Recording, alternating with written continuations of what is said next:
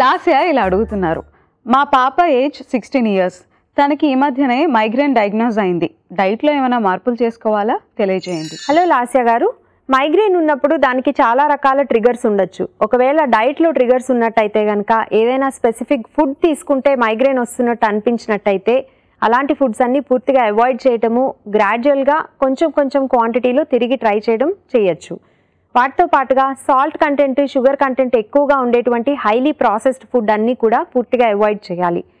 Fresh fruits, vegetables, antioxidants ఎక్కువగా ఉండేటువంటి colourful fruits and vegetables ఇవన్నీ కూడా రెగ్యులర్గా డైట్లో ఇంక్లూడ్ చేయాలి.